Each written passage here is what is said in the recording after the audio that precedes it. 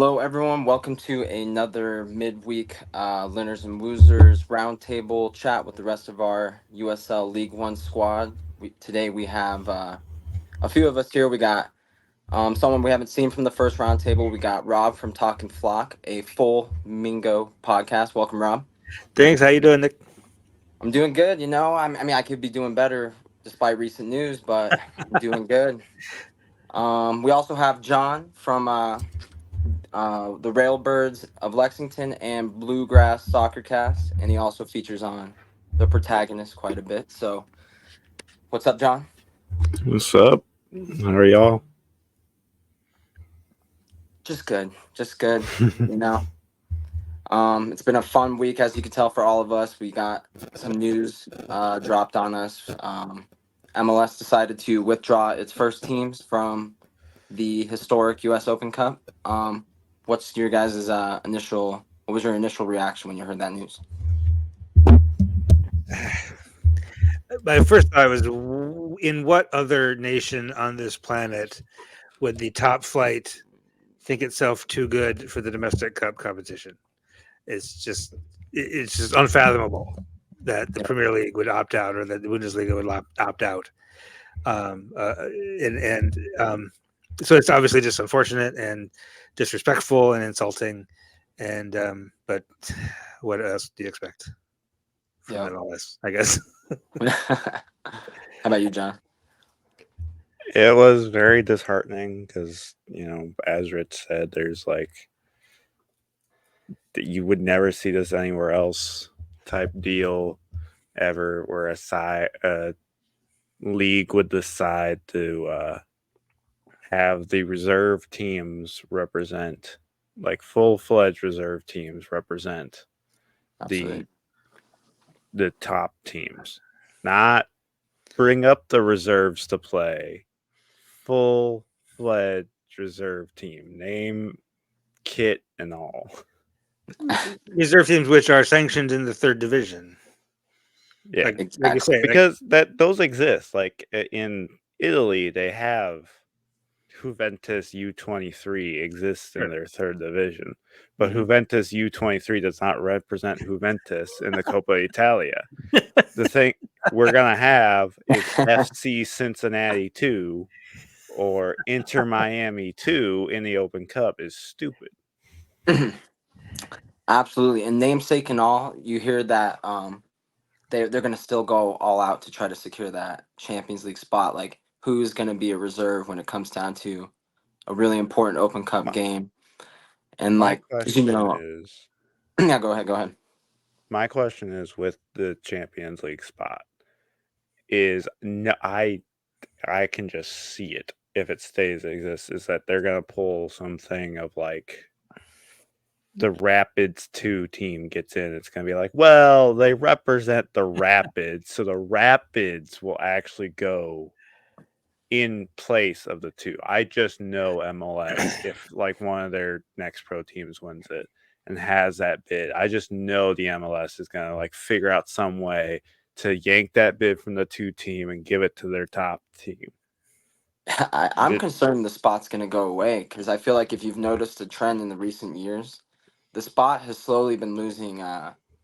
Winning the Open Cup has slowly been losing like that Champions League. Now you have to go through a qualifier to get in as you win the Open Cup. It's not an automatic berth anymore. Leagues Cup is now starting to take precedent even with the Champions League. I'm worried that that spot's going to be ripped away, and that's the only opportunity for a lower league team to have access at CONCACAF um, due to our closed league systems in America. Yeah. And I'm kind of stressing on that possibility even going away too because they're trying to make it just seems like the U.S. Open Cup is like they're trying to make it redundant more than they already have through some. Redundant is a good word. They can't. It's difficult for MLS at this point to say, well, it's redundant. It's because you made it redundant, like on purpose. Like you purposely made your own Leagues Cup, your own long drawn out postseason playoff, and so it seems Yeah, like the Open Cup just is less important now. they created a tournament. They added more games to the playoffs. Mm-hmm. and then they're complaining about schedule congestion. Right. You have two things you have to do: play league games, play in the Open Cup. That's it per D1 sanction. I believe it also mentions CONCACAF. But if a team qualifies, every team has to play league games and Open Cup games. That's it for D1 sanctioning. And they went, let's invent a tournament where we pause the entire league for a month to play. One that Garber has now said could prevent them from pausing for the Copa America. Two, where they're like, I don't know if we can pause our schedule for when this huge tournament is going to be in our stadiums.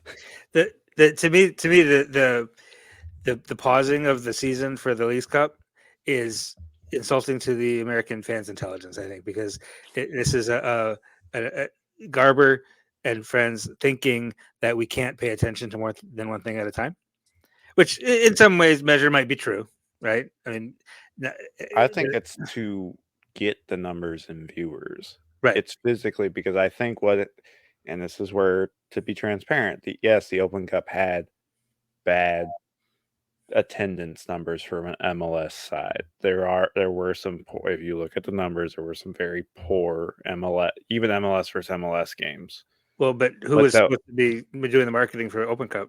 Well, yes, there's the marketing stuff, but like if you're looking, the marketing I agree with, but if you look at what they're pointing to, well, the attendance and stuff, yes, you can make that fair argument that yes, the attendance, yes, we know why, but you can make that fair argument because games are scheduled, like you find out 2 weeks in advance, right? Maybe a week in advance where you're playing. It's a midweek game, yada yada yada. During the middle of the league season and all that type of stuff. That's what I'm curious. Does the Leagues Cup be as successful, albeit they're only going off 1 year of this thing? Mm-hmm. Is it as successful if it's intertwined into the schedule? Is it as successful if Inter Miami is playing on a Wednesday night and then playing a Leeds game on Saturday? Yeah, I think that's a legit concern. However, every other league in the world does it that way. Now, yeah, every other league does it. That's why I'm saying, I was like, the Leagues Cup is its own thing. That's the own thing. There's nothing else intertwined. So what is the success really around? It's the only games. Yeah, right. Exactly. I mean, going back to the schedule congestion complaints, we're talking about them pausing the league for a month. We're talking about extended playoffs. Mm-hmm. We're talking about they're gonna friendly whatever European team in the summer in the middle of their leagues. They have no problem playing prem teams. So I just think like it is an insult to our soccer intelligence because we can clearly see that they're causing their own congestion with these made up stuff because they do be playing friendlies in the middle of their season against a Wrexham, against a I saw what was it, Everton, Minneapolis, one of those games. You know what I mean? Like it's kind of, and they're still on average with European teams with that congested schedule. Fulham average like whatever LAFC, like it was around 50 games or whatever. Fulham, who's not like this European giant that like, is making deep runs in whatever European competition they are, mid-table Premier League team averaged right around 50 games. So this whole thing where players are like, oh, it's too many games. I'm like, you go to any other top flight league, you're playing that amount of games. Or they have big rosters where they can rest you for a game or two. Well, that's the thing. Like, you could, I mean, why don't they? Perhaps I'm ignorant of some roster rules, but why wouldn't they Everyone's just roster? Ignorant of MLS roster rules. I No, suppose, right. I've not met a single person who genuinely, fully understands the roster rules. Right. But the fact, like Columbus made some trade with Seattle today, where they like traded some sort of money slots or player slots. I'm like, how do you do that? How does here's money that we don't actually have. Monopoly money they got. Like, yeah, it's Monopoly money. And then I'm just like, how does this work? And we want to be and they want the MLS to be taken as a serious league, yet they're doing everything in their power to not be serious. Right, but what I was going to ask is, could they just roster the reserves, basically roster all the reserves for U.S. Open Cup games, and then when it gets to the serious, gets to the semifinal, then you can play full, like play the first team. Like, would that have been an option? That's what they've been doing in the past. They had been rostering, playing bench people. The issue was that's literally what people have said. Thursday, the whole like rule changes type thing drops from the MLS. Everyone's like, "Where's the roster moves?" Because there was none, no extra designated player slot, no like expanded roster, which is what apparently the Players Association wanted. They wanted a bigger roster, so they, because of congested, they get none of that. And then they're like the next day, which if you ask anyone who's gone to PR school, they tried to bury it. They dropped it at 5 p.m. on a Friday, which is the golden rule. If you want news to not be talked about and just kind of get missed, that's when you drop it. Well, I'm curious, like, is it similar, is the MLS similar to the NBA where they have two-way contracts with their G League players where they could simply just send up those reserve players for that game? Because I know I don't, maybe I'm also ignorant because I don't understand, like, I don't understand to how my the knowledge, there's not two-way players. Yeah, two-way you can get called up for a game, but I don't think it's quite the same. But maybe that would be a solution, is to like you say, John, to alter those rules a little bit, to offer a little bit more flexibility to solve that fixture congestion problem. Yeah, and that's like some of the MLS fans was like, well, we play the reserves anyway. It's like, we don't care who you play. Right. What we care is facing FC Dallas instead of North Texas SC. That's their affiliate. Right. They're one of the affiliates that's straight up like that's a different team. Right. It's not Inter Miami 2 or whatever. It's a whole different team. Or like different branding and all that type of stuff. Like Huntsville. Yeah. Something. So can we talk about the other reason that was given, which is total BS, which is the facilities issue? You can't talk facilities if you have your biggest player who refuses to play at certain your own league stadiums. Right. And you have New York City FC playing at Yankee Stadium, which is honestly just as bad as like Omaha's Warner Park is at times. Yeah. Sure. Well, I actually looked at just last year's tournament today. And I think, 2 years ago, 2022, we had more than usual. We had, Omaha in the quarterfinals. We had Sacramento in the final, obviously. 2023 was a more typical tournament, I think, in terms of number of cup sets.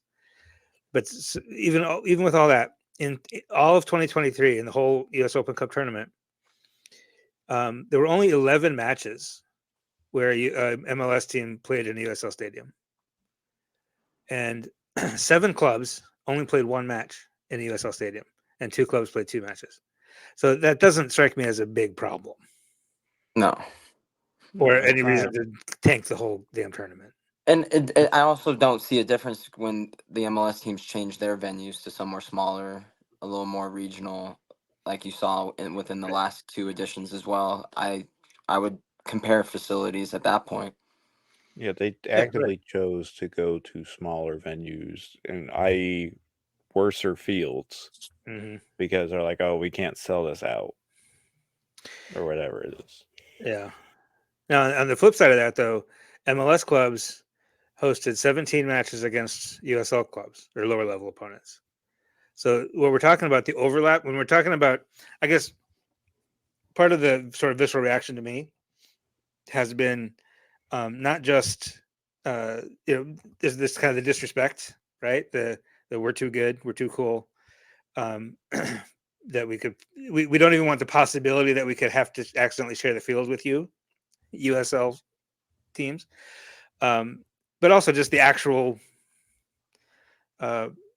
the actual occurrence of USL teams playing against MLS teams, and it just doesn't happen that much, right? Out of the hundreds and hundreds of professional football Yeah, matches 'cause in the country, 28 were USL versus MLS. Yeah, even with the current cup going on, which I don't understand how they are able to make this announcement post the qualifying rounds of the Open Cup for like the amateur teams. Oh, right. Yeah. Because I figured if they're making this, it would have been made in between that little space of the end of the last one before the beginning For of the qualifying, right. Yep. because that throws U.S. soccer's planning out the window. But in the reports, all D3 leagues are entering at round 1, and then the championships entering at round 2. So it's literally USL teams are going to be beating up on each other. Yeah. It just thins it out to where MLS comes in. And then you have like don't 8 teams coming in the 16th round, around the 16 or whatever it is. Yes. Unless they're bringing in MLS Next in at the appropriate third division. That's my question. That's my biggest question, is if they allow this, in which I personally, and this is where I have it, I don't think it's going to get reversed where they're going to force them to play. I'm honestly fine at this point with letting Next Pro in, because it gives those kids the ability to play, yada yada. What I'm not fine with is, like, if you don't have a reserve side, you're just not in. DC United should be forced to play unless they find a reserve team to get in. They should be forced to play. You don't have a reserve? I'm fine if you throw in the reserve team. I'm fine if you literally just throw all the kits on the kids and be like, yeah, they're FC Cincinnati, or yeah, they're Nashville, whatever, but it's actually Huntsville or whatever. Right, exactly. That's what I'm talking about. Yeah. I'm fine with that. But you should have an actual representative. The fact that DC United could not even be anywhere in this tournament in any fashion is stupid. Yeah. Yeah. Do we know how many MLS teams don't have a reserve team? Because I'm sure they're just gonna replace that number with the indie teams that joined. To my knowledge, it's only DC United, and the indie teams are already allowed to compete. Oh, yeah, you're right. They're already in. It's only DC United, and they're getting one in like Baltimore in the next 2-3 years. So like they're going to have one, but they just don't have one right now. Interesting. I just wonder how this. I mean, if U.S. soccer is going to be toothless about this, or they're going to go about it, because they're obviously, if they do this, they're going to be breaking pro league standards with having to play in every CONCACAF competition that they're eligible for. So I wonder, like, I just want to know what's our hopeful implications of what's going to happen, and then what do we kind of like realistic ones. My hopeful ones is that they threaten their sanctioning. Either reverse it, expand your rosters, do whatever you have, so the actual first team or whatever versions, the actual clubs are playing in the tournament, or you don't get sanctioned anymore, which I'm not fully sure if CONCACAF also sanctions leagues or that sort of thing, but I do know for a fact if they lose sanctioning, every single MLS player can no longer play for their national teams. If you are not a sanctioned league by your federation, you are ineligible to play in the FIFA thing. Which some people I dealt with on Twitter were like, oh, who cares really about Jamaica's reserves? I'm like, yeah, we might have some of Jamaica's reserves, but we also have Messi. You tell Argentina that he can't play for them in the Copa America? Do you want the entire country of Argentina on your front door, MLS HQ? Well, you know who cares about the Jamaican reserves? The Jamaican reserves. Yeah, they do. You guys who are putting on their national colors, they want to play in the Gold Cup. They want to play in the Nations League. And whatever. This guy's like, well, if they're paying them more, they're not really going to care about playing for their national team. I was like, you underestimate how much people actively care about playing for their national team. Yeah, 100%. These people don't just like choose to like, oh, I guess I'll go play. There have been contract riots and like people suing because clubs didn't release guys for national team duty when they were called up. Yeah. This is way back in like the 70s or whatever. But Right. like guys are wanting to play for their teams, and that's just what it is. If you lose D1 sanctioning, the league is going to tank. Use any sanctioning, the league there's going to be a exodus of players wanting out of MLS. So, yeah, let's say doomsday scenario that happens. Can you get sanctioning back by getting back into the tournament? I don't. My thing is, I don't think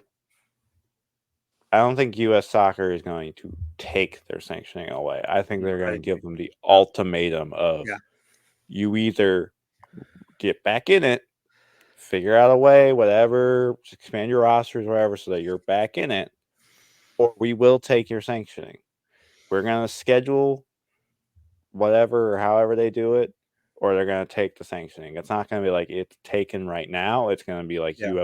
you have the choice to walk this back or continue down the path. Yeah, and I feel like that's what's going to happen. I feel like if USSF is not completely toothless, which is kind of the Debatable. most likely possibility, is that they're just going to kind of shrug and go, "Okay, guys." But if they're not, if they do lean on them at least that much, I think MLS and USSF will find a way for the next pro teams to represent the club, like you were saying, John. Like the Columbus Crew 2 will, for purposes of U.S. Open Cup, be represent Columbus Crew. Yeah, and I think if they do that, it's gonna the USF will always say, and they do, and they are the ones that team is gonna represent. Whoever wins the Open Cup gets that bid.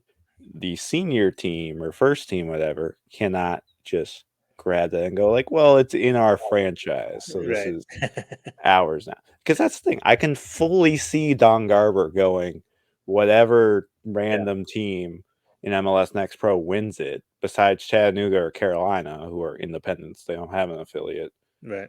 be like, well, no, that's actually part of the franchise, so we can just pick the team to go.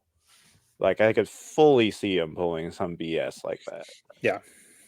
Like, wouldn't it be silly though if you're seeing literally a two team in the CONCACAF Champions Cup? Like it just seems unfathomable. It seems like a joke. It's kind of taking CONCACAF as a joke, in my opinion, too. I think they're trying to push the Leagues Cup. Been trying to push the They Leagues already Cup. take Even CONCACAF as a joke.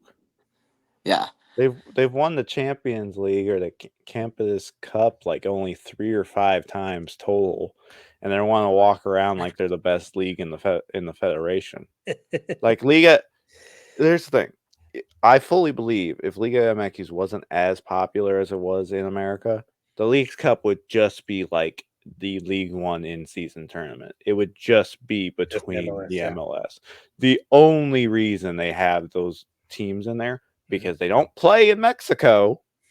They literally took two Mexican teams multiple times. You can see in the Leagues Cup schedule of two Mexican teams playing each other in like Denver Yeah. and Austin. They're just playing in random cities. Like, why aren't these guys playing in their own stadiums? Well, I think that's Type like stuff. like Liga MX fans are very. They don't. I don't think they like the Leagues Cup. I don't think they appreciate The everything players going to don't like the it. No one U.S. like. The only people that like it are Um, MLS owners. yeah, and I think it's just obviously I think the Leagues Cup is branded as a success because I think Messi went crazy and he was the marquee signing of the summer. I think he is what's making the Apple deal float at the moment. And that's That's the thing. We don't, and this is honestly, we truly don't know. And people can try to argue it. We do not know how successful the Apple deal is or the Leagues Cup without Messi. I don't think he's 100% a factor into either, but we don't know how much of a factor he is. Because it's I do been believe. reported Yeah. that the subscriber count doubled Yep. when he joined. 20 to 40. It Nah. was like from 1 million, it was near 1 million ish. And that's the thing. Apple, this is why I'm skeptical of the Apple deal in general. Yeah. They don't report hard numbers. And I dealt with someone that was like, well, the CEO and VP said they were happy with it. I was like, I'm sorry, I don't trust a multi-billion-dollar CEO. Everything they say out of their mouth, I'm just going to take it as a word of God. It's not like Apple's been caught prior lying about stuff before, i.e. that like phone update thing where they like yanked your battery's life down. They were caught lying about that. But sure, I'm going to believe that they're Phone happy with things. the Apple TV deal. But it doubled, so it's in the range of I think 2 million. Messi accounted for 1 million-ish of that. And I think So that makes me skeptical on how actually successful Leagues Cup would be as a whole if you average out every game. They're probably Right, taking right. Miami yeah, probably that's what I've dominated told the people. rating charts. Well, As Miami dominated attendance.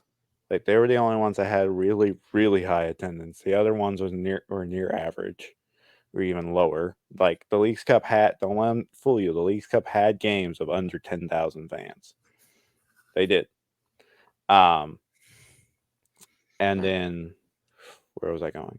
I just want to know the numbers, which we probably will never know the numbers of MLS versus MLS, non-Messi games. What are people watching that's actually the league, not Messi, not the league versus Liga MX. What are people actually watching MLS? They're choosing to watch Chicago versus Colorado, Nashville versus Charlotte. Are they actively choosing to watch these games? Because we know from one report from the Leagues Cup when St. Louis City, one of the hottest teams at the time, played Club America, biggest club in Mexico. I believe it was Fox on English speaking television. They only got 117,000 viewers. Hmm. The average for Leagues Cup on television was 500,000 when you throw in Spanish speaking channels. That's not a success to me. That's not like, oh, let's go, let's drop everything else and let's run with this boy. Enough yeah. to me. Specifically the English speaking thing, because Liga MX has been the most popular sport in this league. So obviously they're going to draw a lot with Spanish viewers. But I'm still thinking Messi carried that average. Like his numbers were probably Well, it wasn't just that Messi was playing in the League's Cup. It was that was his first introduction That was his to an American debut. audience. It happened to be in League's Cup time, like that. That's the only way you. Yeah, that might have The been only way you. by design, but yeah, Yeah, it's the only way you perfect. can watch it, and it's not like how some American streaming deals are for international things. The only way to watch most MLS games is with the season pass, whether you're in yeah. America or international. It's not like where you have to watch the Prem Peacock here, but they can watch like Sky Sports or whatever in England Right. for free. It's like the only way to watch is through that app. So, like, how many people are genuinely international viewers tuning in for Messi? And there's like 420,000 season ticket holders who are thrown into that number. So we might be looking at 500,000 non-season ticket holders, non-Messi people. And that's a successful deal. Right. Yeah, I just think the antithesis online against us was that the Leagues Cup was so much more successful, or it's just a running It success. happened one time. That's my thing. It Yeah. happened one time. Do we know this is going to be successful 10 years down the road? Like, genuinely. Are people still going to be interested in seeing these matchups when they happen every single year 10 different times? I mean, like you mentioned earlier, they're stopping their league for a month. That's in the way of Copa America. That's in the way of 2026 World Cup. That's just it's kind of they're kind of I shooting themselves in the foot a little bit by getting in their like kind of in their But schedule. this is all kind of an argument in favor of their decision to pull out of the Open Cup, right? Because who's watching the Open Cup MLS versus MLS games? Anybody? true. Like, And I went the that's final this the past year, but yeah. anyway, anyways. That's I'll favor. Yes, the people weren't watching, people weren't going. Marketing sucked for it is one thing. Yep. But two, all these people that are like, yeah, I understand it, but I could see them coming back when the Open Cup kind of fixes its issues. I'm like, why didn't they try to help fix it? Why did they just like go, not our problem? y'all should fix this all stuff and then we'll come back. Why don't you, as the Division 1 league, the top league, go, why don't we fix this? Why don't we figure out how to make more money through this league thing? Mm-hmm. Get a better Like, TV deal. why did they actively choose to just go, nah? Yeah, I just find it interesting that they want to promote a competition that might be in the way of international tournaments that are going to be scheduled in the same time. It just doesn't seem like a smart move for me on MLS's part. But I still think it's a lot to do with just a disrespect for the lower leagues. I think that's really what's driving it. I think what's interesting, I think, is that the level of play on the field between USL and MLS has actually gotten closer over the past few years. Closer. Like USL, well, I mean, Sacramento was in the final. Like the difference between USL, a good USL championship and a kind of average MLS team is not that big a difference. But the sort of stuff around the game, the amenities, the player salaries, the front office staff, the sort of the fan expectations has actually gotten further apart, right? So like you got USL championship teams where you still got guys giving high fives after the game in the supporter section, and MLS is just like more hands off, more I don't know, aloof, whatever. But it seems like we were talking to Eric Leonard. He used to play for Fort Madison and went on to join. He spent last year with Chicago Fire too, which is still third division, right? And somebody asked like, well, what's the difference? You know, do you see a difference? And he said, I was injured and I had 5 guys taking care of me instead of 1. You know, even at the MLS Next Pro level, they've got like all that extra attention. So I could see how that would lead some players, as well as the club front office and the ownership, to be like, USL is amateur. USL is lower. Is like a further difference. Is like lower than what we are now as the top flight.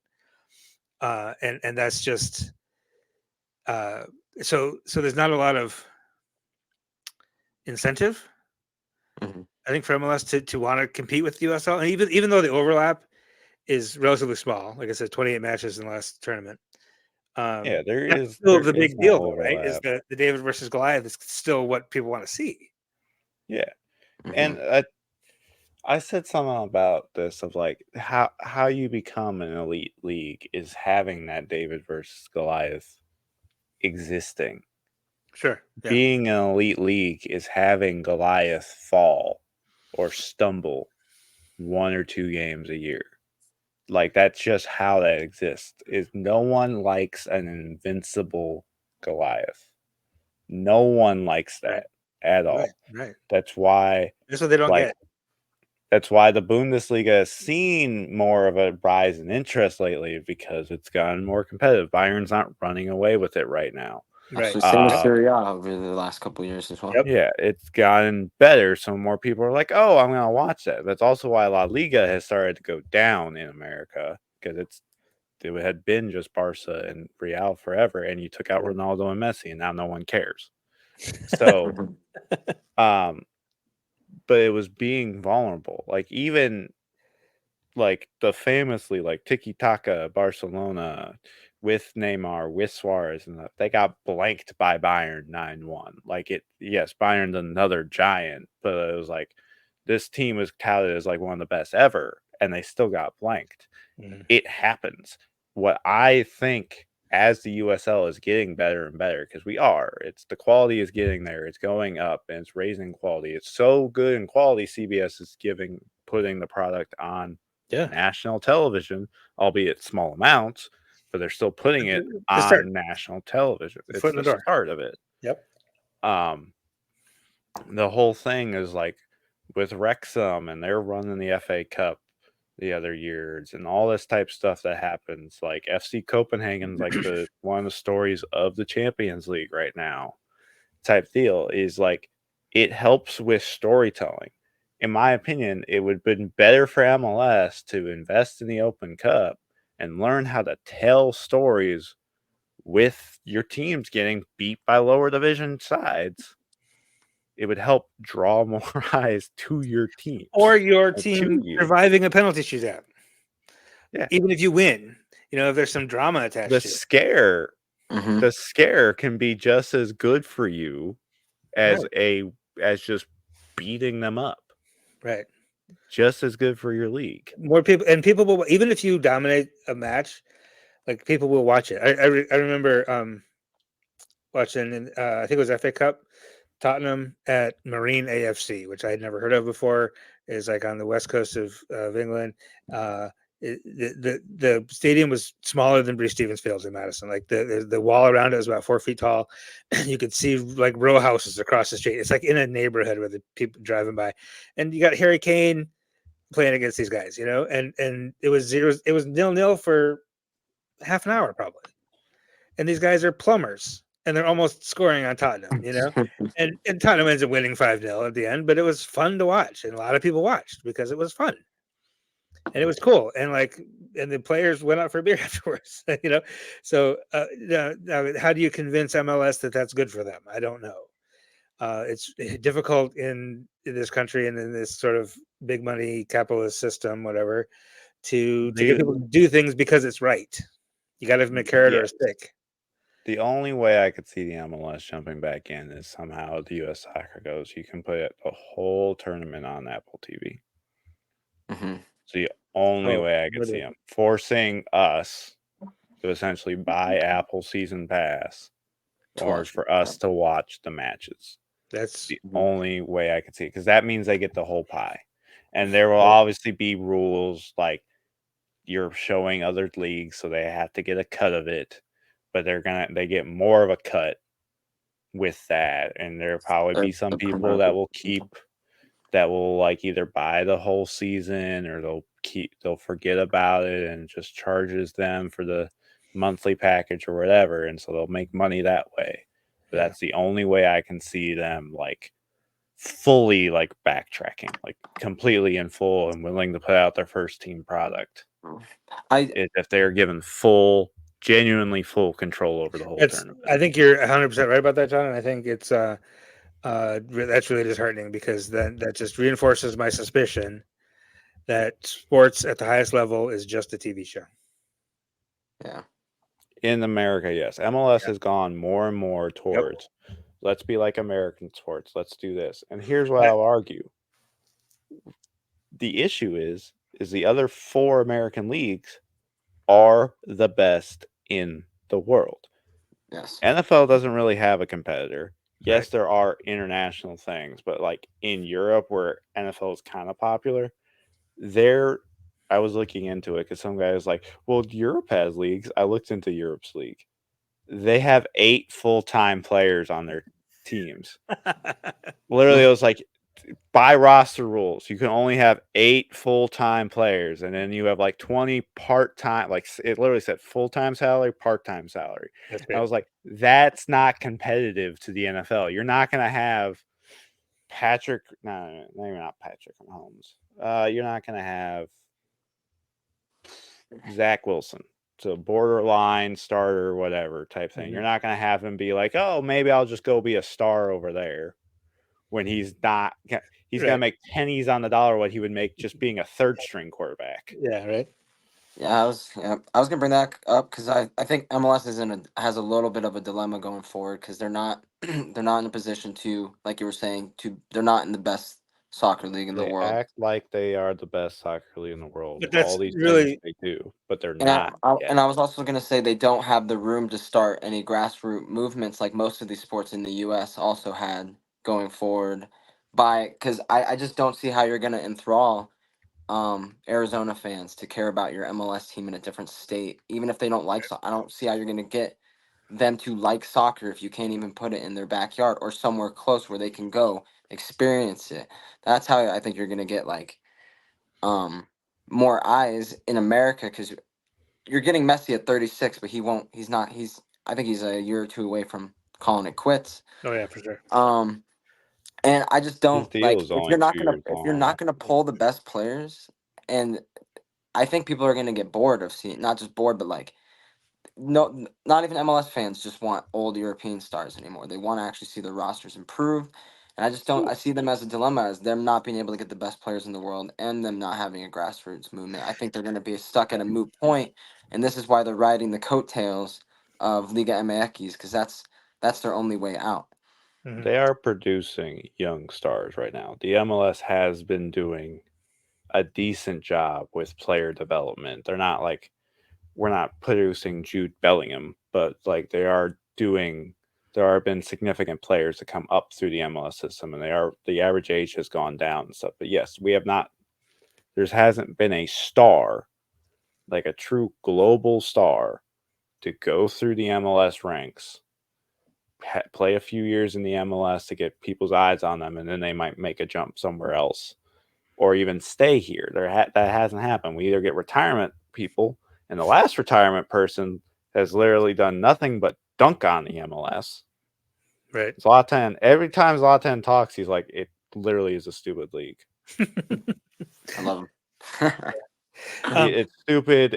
They're dumb. It's like he's just dunks on it, and then you even have like Messi saying it's a small league. So like your two biggest stars in the last few years have all dunked on your league, and you're walking around like you're the best in the world. Yeah, and I think that's John. I want to touch on that again. That you talked about, MLS trying to be like the other American sports, basically Americanize their league, and because I don't know how you guys are. If you guys remember the very early days of MLS when they tried to Americanize the product on the field. Oh, like the penalty shootout? Yeah, the penalty shootouts and the run up penalty. They're like hockey penalties. Yeah, hockey penalties and the downward counting clock, and those things that obviously abandoned. They do that in college sometimes. I know. I don't understand. But the thing with college is it's like hit or miss. Some schools they'll count up to 45, others they'll count down. But they'll like stop the clock and like you can have a buzzer beater because there's like a horn that. That was something I hated when I worked at my college campus, because one time I was in the press box and they're like, "Here," I was like, "What do you want me to do?" It's like, "You need to do the countdown." I was like, "What?" Yes, you were gonna count down to soccer, and I was just like, "Okay." That doesn't quite work, but I think you're right though, John. That the MLS is trying to Americanize or trying to, I don't know, because they want to be the NFL so bad, but they don't understand. So bad, but the fact that we have things in like American sports are just different, and there was somebody on Twitter today saying that it's just U.S. Open Cup, FA Cup, not apples to apples, which is kind of true. I can't really argue that because we have a postseason playoff. A very long postseason playoff that keeps getting longer. So that's how we determine a champion. So that like this other thing, people don't quite get what it is, unless they're weirdos like us, right? Like casual fans don't quite understand the significance of a domestic cup. They don't understand the significance of playoffs. I was at the first and only MLS game I've gone to was the Columbus versus FC Cincinnati playoff game. We went to it. I was next to a couple that was like, "What? They display the hell is real banner?" And they're like, Why did they? What's that banner?" and they're also like, and then it went into extra time, and they're like, "Why is this going into extra time? I thought they just had ties." And I was like, "Do you know you're at a playoff game? Like that? Like someone has to win this." And then with Lex, when Lexington tied Madison for our first home game, there was literally people commenting of like, "Why didn't it go to penalties?"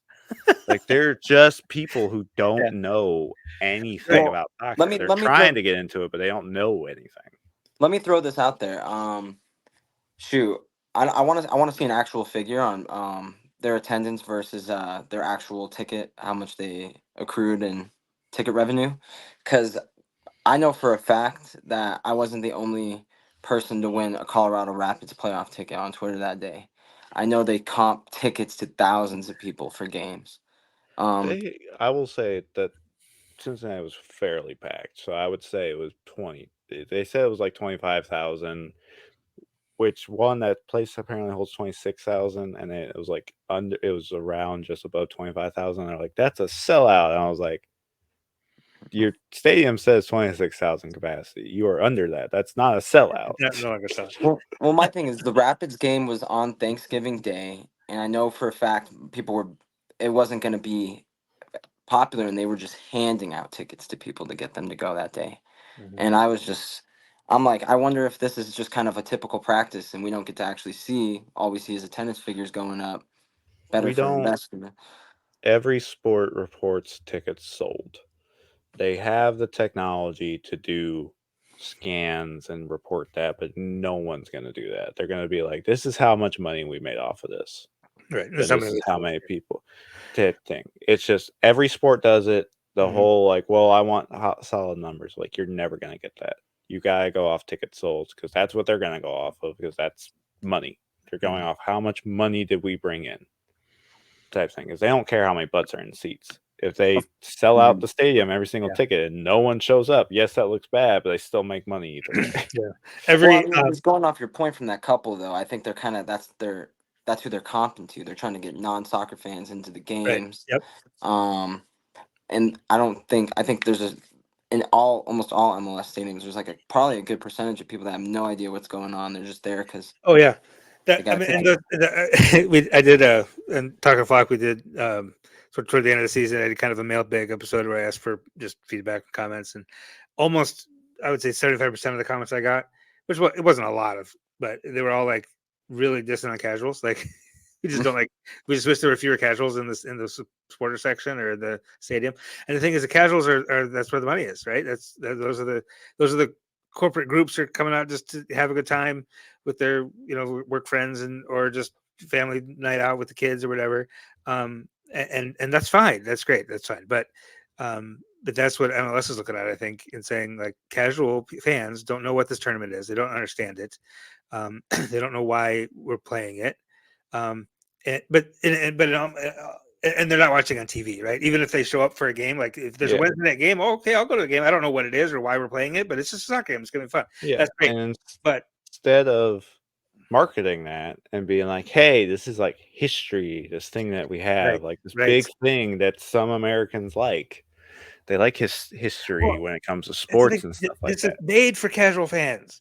It's like, hey, we're a lower level team. We're gonna play this. We're gonna play Chicago Fire, and they're up here, and we're down here, and we're gonna play, and it's gonna be great. Like that's exactly the kind of game a casual fan would come to. Yeah, it's made for people who might have a draw for that city. It's made for Madison. Like, hey, Chicago Fire, a Chicago team is gonna come here and play. Yeah. In our stadium in Madison. Well, Minnesota United came the year before last. Yeah. It was great. Minnesota United. It was absolutely miserable game because it was like 34 degrees and raining, but but the place was full. But you're gonna have an MLS team come to this stadium that can attract people. That's my biggest issue with the MLS like isolating itself so bad. Is people are saying, and the people who are defending it, that like only 25 cities can grow the game. And they point to, well, the NFL is only in 32 cities. I'm like, yeah, but college football, you could argue, is bigger than the NFL. Oh, right. You could argue. You could argue 100% bigger. You have southern states that have no pro teams at all. But where are the biggest football stadiums? Right. All in college. And they're there for a reason because more people are going to pay to go to those games than they are to an NFL game. It's more accessible to your community. You have something to root for, and most backyards are close. Like I was saying earlier, like Arizona and New Mexico fans are not going to care about an MLS team that they have no personal connection to, especially if they don't really care about soccer. Right, which again is another. I mean, if MLS has created for itself this sort of made for TV product with Liga MX, why would they want to play Loudoun United or Phoenix Rising or Madison for Madison? It makes sense why they don't want to. Yeah, but all it takes is to have decent storytelling, and you make money hand over fist. So much stuff in sports is if you get people to pay attention. That's why I think someone ran the numbers. Wrexham was like a top 10 most popular foreign team in America. But tell a story. People why? Because of the storytelling. They have a great story. But also because it's on TV. And also because it's on TV. and that's, I mean, it's a television show, and it's I used to work in politics, and my boss used to say, if it's not on TV, it didn't happen. So if so, I think you're right on, John, that if MLS can get the U.S. Open Cup into a better TV deal that's beneficial to MLS, they might. That's what's going to draw them back in.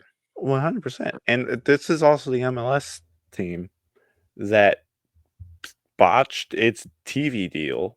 Like, remember, the Apple TV they got because ESPN, Fox, NBC, all the companies did not want to commit to covering the league for a Right. full year. They're like, yeah, we'll feature some games, but we're not covering every single game because we know no one's going to watch it. They had all the data. It was like, when we tried this, no one watched it. And that's when Apple came in, which they're like, we have money to burn. We do not care if this is successful or not. I just wonder if in 10 years, is that even going to be a successful dollar amount with the Apple deal, with the World Cup, with all these It's things that so can grow the game? with how soccer is trending, that deal is tiny. The amount they're getting is so small that I feel like they're gonna want to try. MLS is gonna try to get out of it here in a few years, or they're gonna want Apple to give them more money because at 2.5 billion is not a lot over 10 years. It's honestly not over 30. You put that over 30 teams over 10 years, that is not a lot of money.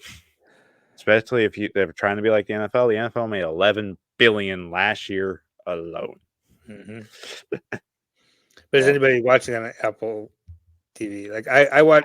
That's the thing I want to know. Yeah, I don't know, because I got it free. I was not going to buy it, but I got it free with my T-Mobile service. And that's another thing, T-Mobile. So that we don't know how many people got it free through T-Mobile. Right. No, and yeah, a I'm bunch one of of those. people got. I'm counted as I was one of those things, but I didn't give them any money.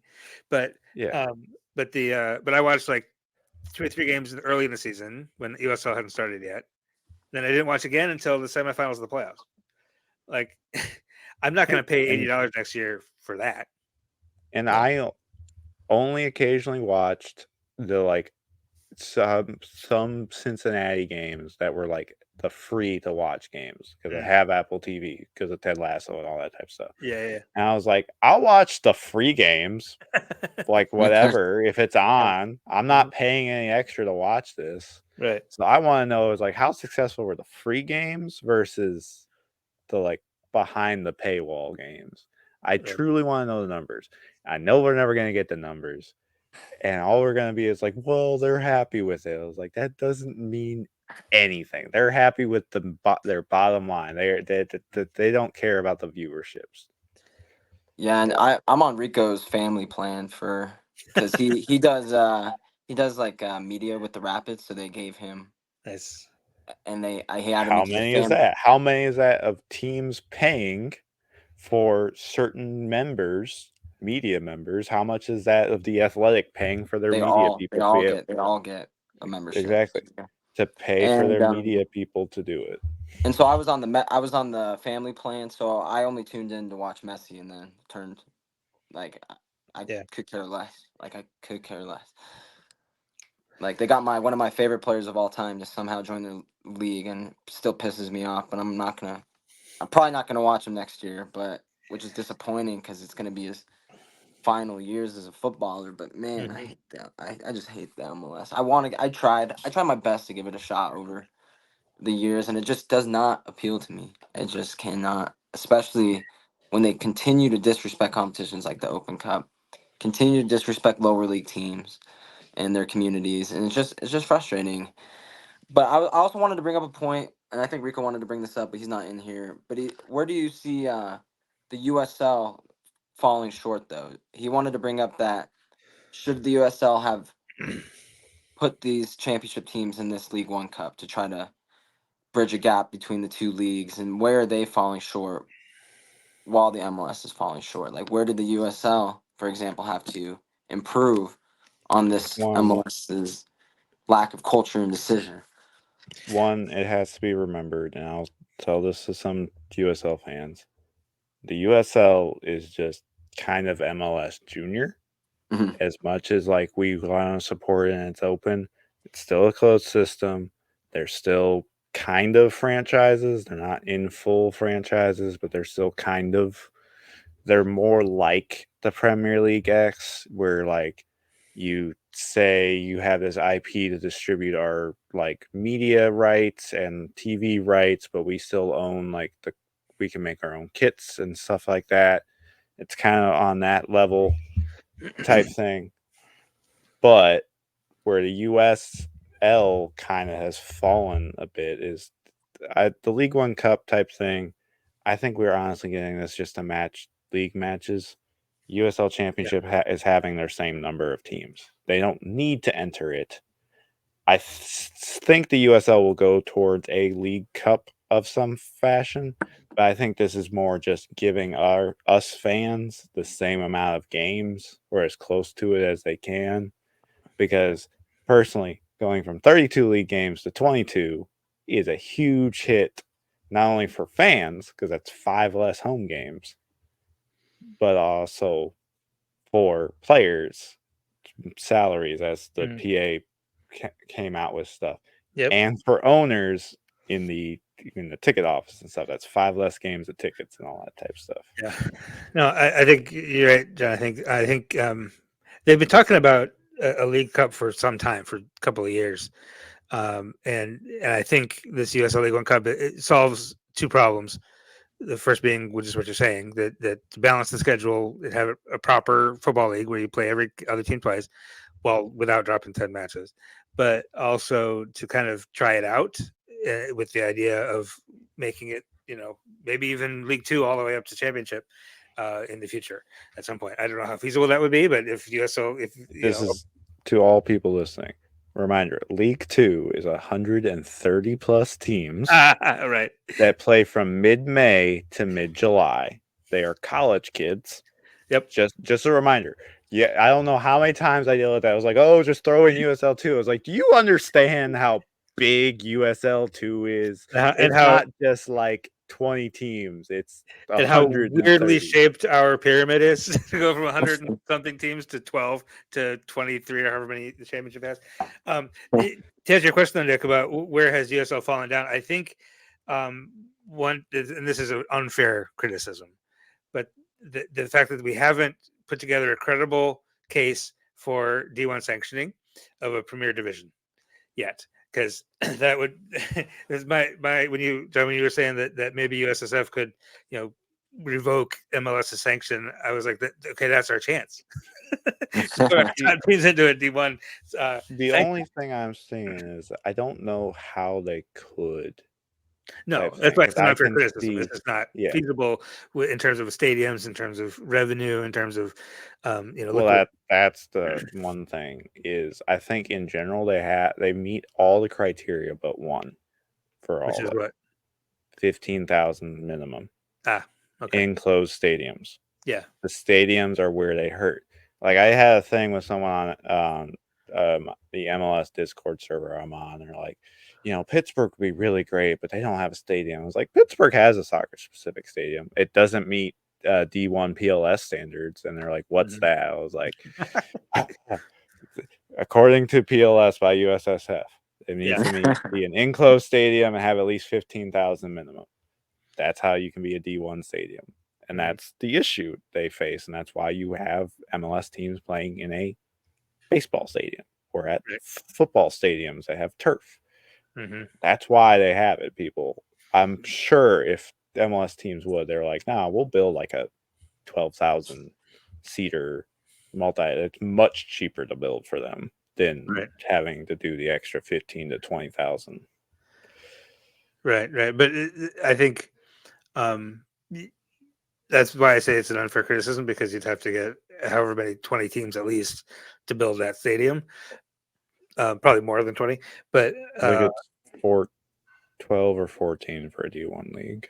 It's but by PLS to be a minimum, but to actually put together a proper season, everything, you'd have to have some critical mass to chop off into D1. And there was even talk toward earlier this year about splitting championship into two divisions, both of which would still be technically Division 2, but calling one of them Premier or whatever.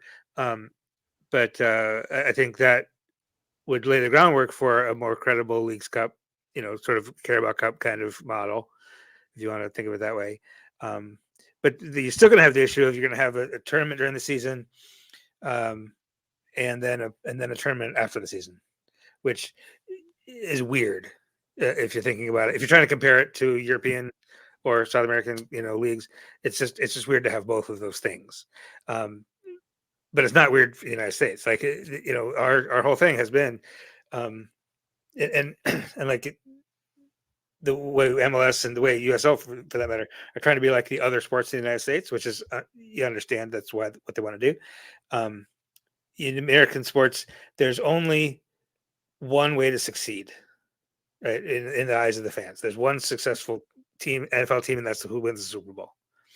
Right. Mm-hmm. That's why we're getting more in that way in college football. That's why the college football, it used to be just 30 teams, 60 teams would play a bowl game and half of them would win, and that'd be in the season, no big deal. But now we have to have one champion. We have to crown one champion through this convoluted process. Used to be like, oh, we had a really good season. The writers just didn't respect us, and they didn't vote us national champion. All summer you could debate. As a Michigan fan, our last thing, all I hear from Nebraska is like, well, your last national championship is also ours, because the coaches or like the writers called Michigan the national champion, but the coaches called Nebraska. So it was like a split one. I was like, that is the dumbest thing I've ever heard. It led to the modern FBS system with the national championship and all that type of stuff. But like, they were able to point to that for years, and now it's gone the way of like, there has to be the single one, because everyone was like, that's stupid. We can't have one school claiming to be national champion and another claiming to be a national champion. Right. But I mean, why not? Like, you could, and it was fun to debate. Well, that's what you have in the USL now with Shield stuff. It's like, well, we were the regular season champs, right? And then I was like, and that's in Europe. You have and the way you win the league is you have the best record in the season, and then whoever's best at the end of the season wins it. And then also in the meantime, we have these other tournaments that you can also win, and like that, those like multiple ways to be successful is like un-American or something. Europe likes the playoff model so much they have 3 continental tournaments that like the mid tables of their countries can qualify for. Like that's what angers me the most about the Champions League. It's called the Champions League, but like the big 5 enter like 4 teams each into it. Right. So it's like, if you get top 4, you're not champion of anything, but all of a sudden you can win the Champions League. Right. Because of that thing. But then they're like, yeah, there's Europa League, and then there's the UEFA Conference League. They have 3 things. West Ham was middle of the table and was technically a European champion last year. Right. And I'm just they love the idea of playoffs. They respect their regular season enough to not add the playoffs as a champion of your country type thing, but they'll throw a playoff system everywhere else. I'm curious to see how NBA fans treat the in-season cup, because I think that's the closest American sports are getting to having a competition. It was pretty successful. I thought it was pretty fun toward the end. But in my opinion, I think that's an interesting comparison, because everybody, when they were trying to explain it, they kept referencing European soccer, as the model, and they literally called it the in-season tournament rather than like NBA Cup or something, which is like they couldn't get a sponsor. That's all it was. They can't get a sponsor to call it like the Nike Nissan Cup or whatever. But the fact that they called it the most basic, like, descriptive thing, it could have been called NBA Cup without a sponsor, but they called it in-season tournament. And then every time there was a game, they'd have to explain it, and they had a different floor so people could understand. But I think the floor was some of the worst things. Some of the floors were nice, but some of those were kind of garish. But isn't it? Am I correct in remembering or understanding that the group play games actually were also regular season games? Yes, only the semifinals and the finals were like so that's extra. That's kind of dumb games in my mind. No, that was dumb, and that's what like everyone. That was the fear when the in-season, the League One in-season tournament was like being talked about everyone's like, is this gonna be league games? And Did some it the count? funniest thing, I dealt with someone who was like, we don't know if after it was announced, like, we don't know if they're league games or not. I was like, did you read the press release? They literally You know said that it's like separate. they're not in league games. But I think you're right. I think that the success of the in-season tournament does bode well, right, for people. For they basically tested NBA fans to say, can you think about more than one thing at a time? But that was the thing. NBA fans don't care about the regular season. I've known Right. so many people that are like, I don't tune in till Christmas because I'll watch on Christmas Day for those games. Which is And why they then put they'll the be like, tournament early in the season, right? They put it in December so that people would watch. yeah. And then I don't, and then like post All-Star break is when I'll start paying attention because that's when teams care. It's not like the NFL, which every game has to matter. It's the Right. same with like baseball. No one cares about June baseball. Genuinely speaking, no one cares. I say that as someone who grew up as a lifelong baseball fan, that still is a lifelong baseball fan. Yeah. I don't know a soul besides my great grandmother that lives in a retirement home that watches every single game, and that she only does that because it's either that or like go play bingo Right. with her fellow people. Like that's why she watches every game. No one else has the life to watch every single baseball game of their team. And Well, that's actually, I where want I to. go on that. I was gonna. I was gonna say. I kind of want to change the topic a little bit. What do you guys think about Alexi Lawless's comments that the MLS should go big and bold and buy the whole of USL? So many people have talked about that before, and I can see it happening. I could. My only curious is how the antitrust laws will apply to that, because that creates a full-fledged monopoly on the system. Which the NFL did fine with. Continues to do fine with. Major League Baseball continues to do fine. However many challenges there are. Major League Baseball has an exception. Exactly. They're literally written into the thing. NFL, I believe, like they tried to stop like the USFL. Yep. Where that like spring one, they tried to stop it, and the courts ruled no, you can't do that because that's you trying to monopolize. The league eventually folded. But that's why you also see none of these leagues are like trying to challenge the NFL because they know they can't. Right. And then the other ones are like it's weird deals because like minor league baseball, there's individual owners of the minor league teams, so it's super stupid legality. But if they took over USL and the way MLS is structured, I would see them ruling it as a monopoly because there's technically no owners in MLS. They're all investors, Right.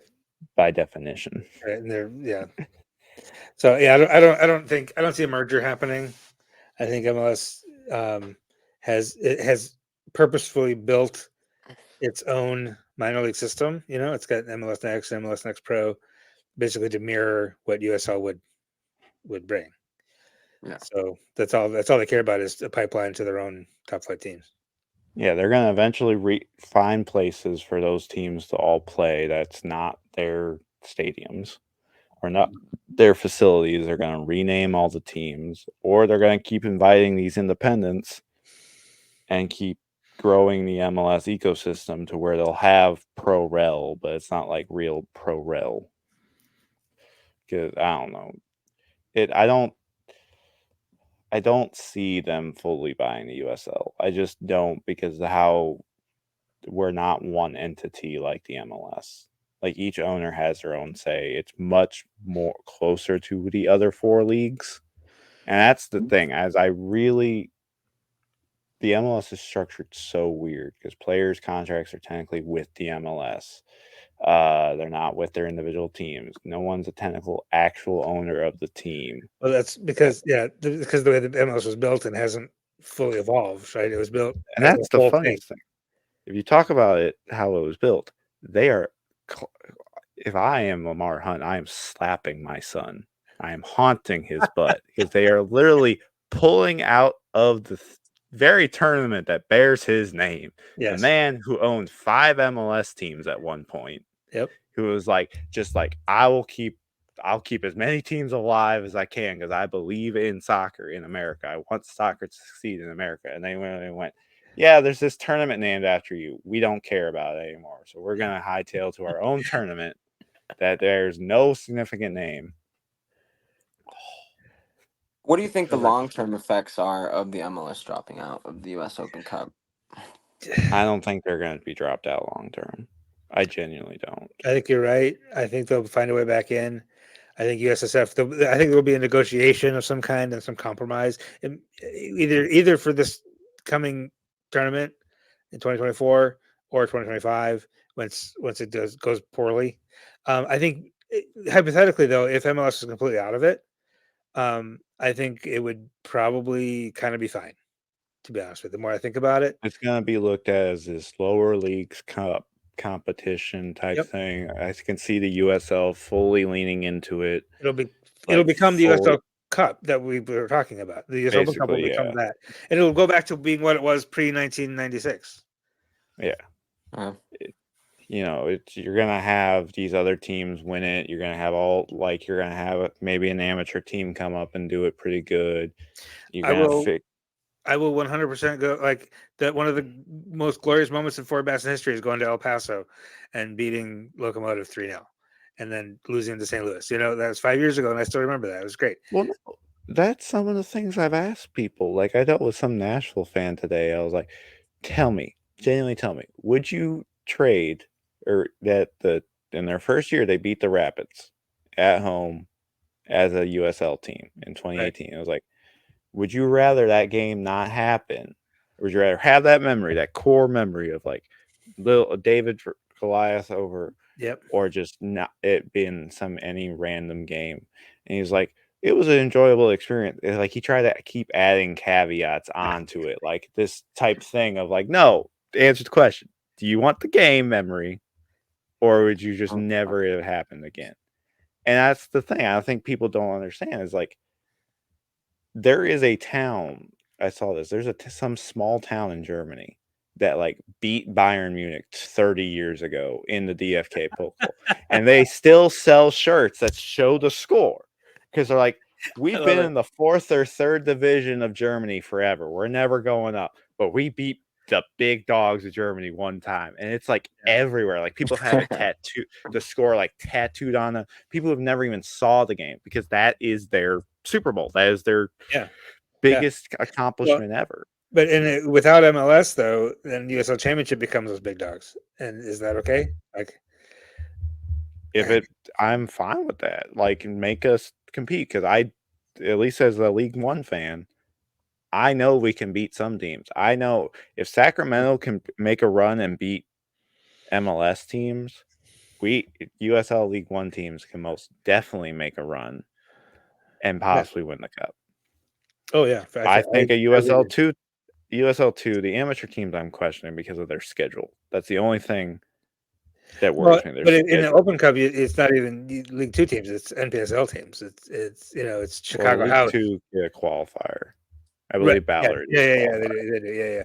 But Chicago House came to Madison and beat us, and then got to play. That was a wild. It was a. Yeah, I just remember watching. We don't talk about it anymore. Yeah, I was about to say. I just remember watching the Flock's like Instagram stories. Like, okay, they're up, and then it just like stopped. It's just like there was nothing else. I was like, post anymore. Well, let's say MLS weasels their way in getting what they want, and the two teams enter the Open Cup. How do you think they're going to stack up against the USL teams? That's a great question. It's hard to judge because one, we know there's been players that make the switch, either the vertical switch or the forward switch, if you want to horizontal or vertical switch of either they go to the championship teams, because there's been players from MLS Next Pro or 2 teams that come play for a League One team or a championship team. So we know the talent level is at least mixed, and these kids are more likely to play at this level. I think it's hard to judge because they played in their own ecosystem. Granted, at least when they were in League One, none of them ever won the league. Except North Texas. Was North Texas affiliated when they did? Yes. I think there Okay. was, yeah. Right. So you had one team Yep. that was successful in League One.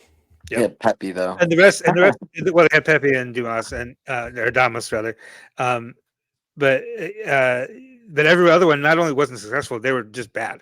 Like Orlando City Yeah. B was Oh, laughably bad Orlando. Yeah.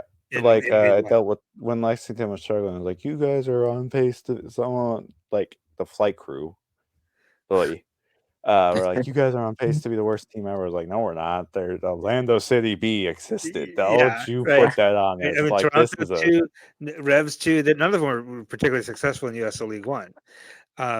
Now, are they better now for whatever now that they're more I closely think it's affiliated with the MLS developed. side? I Possibly. think it's definitely developed as they're developing. My question is, and this is what I'm most curious about, is how does the players union of MLS players union Mm, allow movement?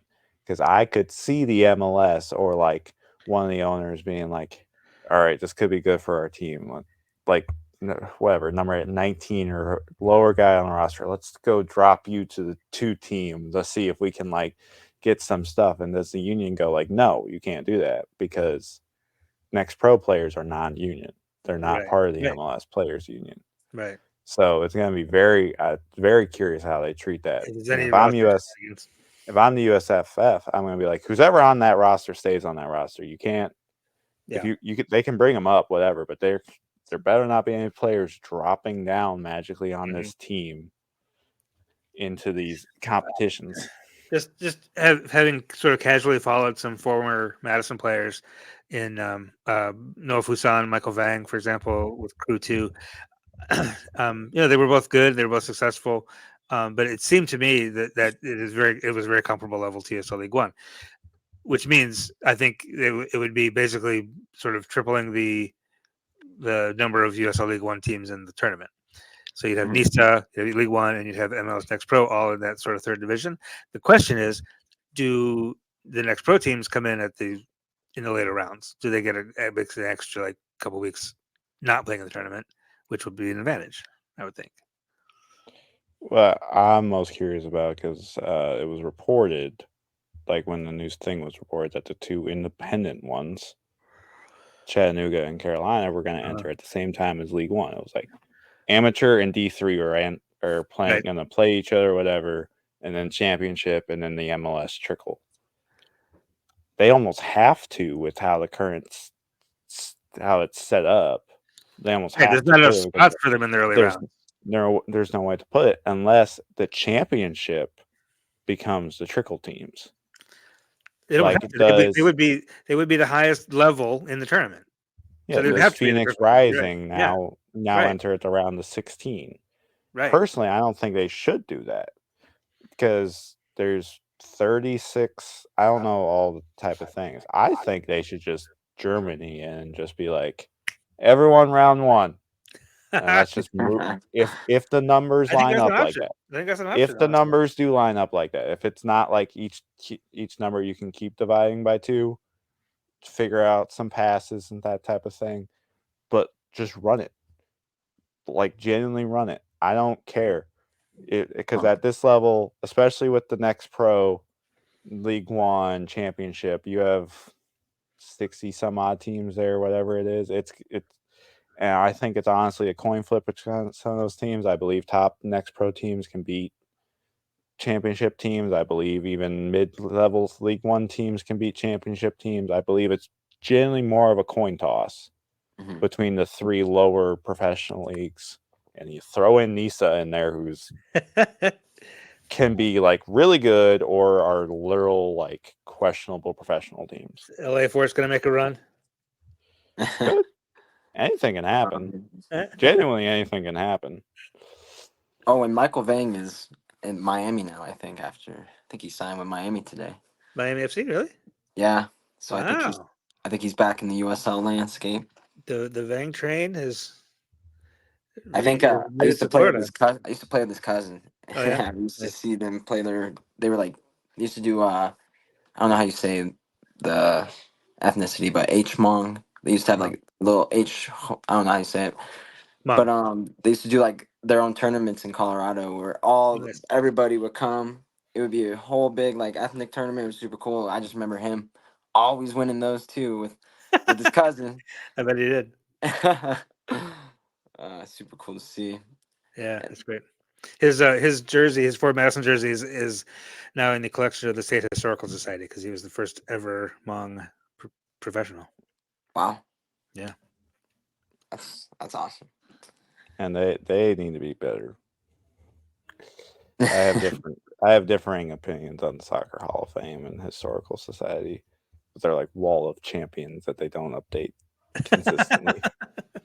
There was something like some picture like they added Columbus or whatever, and I was like, why is Tormenta still up there? Like our season had been well over. You can't just like at very worst just order the jersey. Order the jersey, people. Just yeah. buy it online. Well, either way, I think we're all in agreement that we're a bit annoyed about the MLS's MLS sucks. decision. We know MLS sucks. our environment's not perfect for the U.S. and soccer, but we still want to see those stories of the David and Goliaths. I remember I got non-soccer friends to come over to watch Hailstorm versus Real Salt Lake on TV, and it was just one of the craziest experiences for them to watch us beat those guys in front of. It was a decent crowd. You could definitely see the empty seats, but it was fun and incredible. And I also wanted to complain about one thing. If we're gonna talk about empty seats, it's always when the MLS hosts. It's always when the MLS hosts. When the lower leagues Right. hosts, the crowds look fun. You're not getting quite the numbers, the attendance figures, but the crowds are fun. And I And think Well, the that's thing about a more smaller on stadium is it's full. yeah, I think that's more on MLS fans and stuff than it is on USL fans. I think it just kind It's of like shows to me that like USL fans show up because they kind of love the game. We're kind of more sickos about the game, Yeah. it's also and our it Super just kind of Bowl shows me if that we play an MLS team. like Yep. MLS fans are just maybe a little more casual, which is fine. That's kind of their target audience. People that want to get into soccer in America, they don't really understand the fabric overseas. It is pretty complex. It's easier once you learn, but it's pretty complex just to, like get into. Well, I believe every city has probably 5,000 to 10,000 sickos or within a radius Yeah. of there that they could pull in. So for lower league teams, that It looks fills the like a stadium. large, decent fan base. For the MLS, that's like, oh, that like one set of stands over there is the crazy people, while I sit here, like I just sit here and I occasionally will stand for a goal or whatever, but I'm just Mhm. gonna sit here and watch the game. And ask the other people, okay, what league is this now? I genuinely like it was like a game like the clearest offsides I've ever seen, right? And like disallowed a goal, and I'm like, why did that get disallowed? I was like, Okay. I do have one more complaint about the USL. I just noticed when my team plays a championship team, I guess for example, just the Switchbacks. I'm in my short history of the Open Cup, but I also don't see them. I haven't seen them take the competition quite seriously in that first game. Even Mm. versus us, I've watched them play their almost kind of reserve players, and that we kind of took advantage and we beat them because I went to a first year we scrimmaged the switchbacks right before we got announced we were playing in the Open Cup. We lost 7-2 to some crazy good players on that team, and I didn't see the guy scoring against us because I was the only person that allowed to go to that scrimmage, and I didn't see any of those guys play against us in the Open Cup. So I also want like if you're some USL franchises, if you got to also put your money where the mouth is on this tournament and give your fellow like even your League One side that like put out your best I players. I'd say it's up to each team. You gotta compete, but each team can take the tournament as seriously as they want. Being in the tournament, in this case with the MLS, is what we want. We want the team in the tournament, the actual team itself. Mm. It's But I to was just each complaining about the owner's, USL. each sporting director, each manager's role of like if they want to take it serious or not. Because some will, some won't. I'm not here to dictate how an owner wants to take or a sporting director wants to look But at that, a tournament. but that's exactly the point. The difference between USL and MLS. You're talking about USL. Each individual owner and or technical staff can take it as seriously as they want. Whereas MLS, it's like this one unit that never takes it seriously and hasn't taken it seriously for 10 years probably, and has decided finally like we're just not even going to pretend we take it seriously anymore. We're just going to pull our ass out. I genuinely think there are MLS owners that do take the cup seriously, because we've seen Ish. that. Well, they take it seriously when they get to the semifinal. Or they get to the semifinal. But I think we've seen a mix. Like they'll do what the European teams are like. All right, well, I'm gonna make sure the stars out there, but maybe I'll like the kind of our center back or whatever that's not like the big name or whatever. Well, I'll put and in the different teams kid. have different priorities, right? And that's true in Yeah. England and Germany and everywhere else. That some teams prioritize the cup, some prioritize the league for whatever reason, and I think that's perfectly legit as well. I believe there are MLS owners that do that, because there are MLS owners that are like, I'm putting out a product for fans. I need to make sure it's a decent quality product. Maybe not top tier type thing right now, because let's maybe play some youth or whatever. But in all is the fact of the investors, or however it's built, however decisions are made, if it's Don Garber by himself or they have to do a vote or whatever. You know something? I know we're getting close to 90 minutes here, so I don't want to belabor this, but it just occurred to me that I wonder if taking the year off in 2020 really hurt the tournament, because the last time I went to an Open Cup game that wasn't a Madison game was Minnesota versus Portland in the semifinal 2019. Yeah, it took 2 years off. And they took right, and you just lose momentum, and everybody looks around and says, "Oh, we don't have that tournament. I guess we don't need that tournament." And then you ramp back up, and your MLS is back, and that whole tournament, and then you got this Leagues Cup now, and they're like, "Well, that one that we didn't have for a couple years, maybe we can do without that one." I think because of those 2 canceled years, the MLS was be able to look at the Open Cup and be like, "Oh, we don't actually make that much money." Right? And that's the thing, is everyone's like, "Oh," and that's one of the discourses that I hate. It's like, "Oh, the Open Cup is like," people are acting like them playing in the Open Cup could lead to teams folding, or like it was costing the MLS like millions of dollars to play an Open Cup game. I was like, no, I understand financially why they're going to Leagues Cup. Both tournaments make money. One just makes a lot more money for the MLS. That's what I was saying, that you're not going to get the MLS to be part of U.S. Open Cup because it's the right thing to do for American soccer. They got to have a carrot or a stick. They got to either have USSF forcing them to it, or they got to have enough money involved to make it worthwhile. Yeah, so I do think those canceled tournaments was able for the MLS owners to look at their books, be like, we really don't make that much money, or the players to go like, I'm not really seeing that much difference in my paycheck, so why am I playing these extra 5 games or whatever? I mean, just going back to my USL complaint though, but if you're, let's say, if you want to have that David and Goliath moment, create more stories for your club, why, if you're a championship team, you're not going to take it as seriously? Because not beating us prevented the switchbacks to MLS matchups in 2 back-to-back years. So I just don't see like a strategic value in as a USL championship owner in trying to also duck the tournament. In my opinion, I don't want to dictate how people work. I just don't think it's a smart decision. There are managers that go, they want players in a competitive game. So if a manager, in this case the Switchbacks, looked like they, as you said, they smacked them in that preseason, right?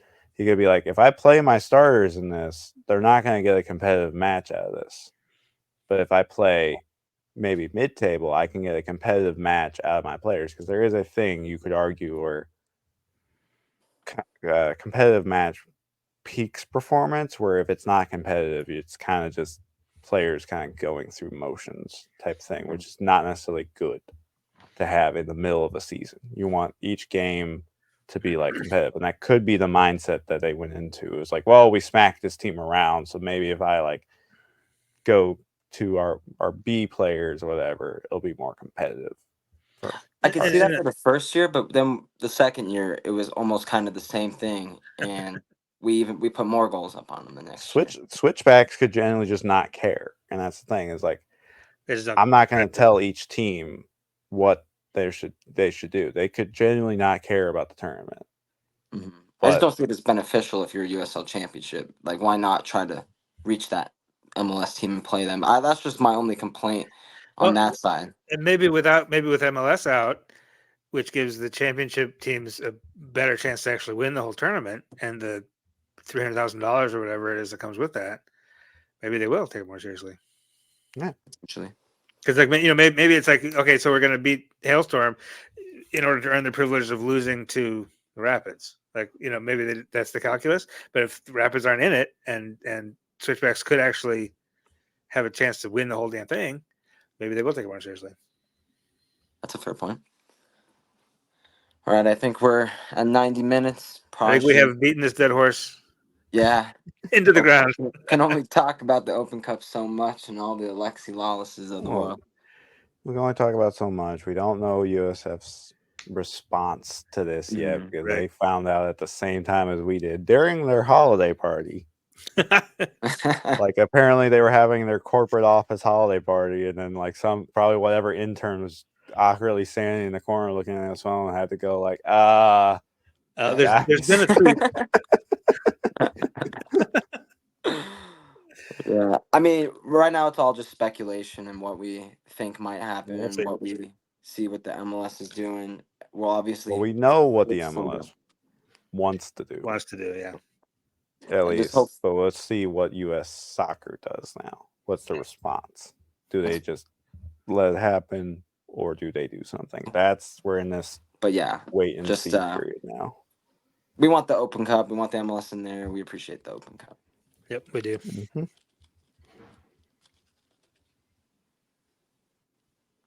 I think I cut off there. You froze for a minute. You're back now. Yeah. All I was gonna say is we all just want the MLS in the Open Cup. We want to see a soccer ecosystem thriving, and it was just disappointing news. And yeah. Yep, that's it. Good talking to you guys. Yeah, great chatting with you. Have a good one, boys. See you later. You too.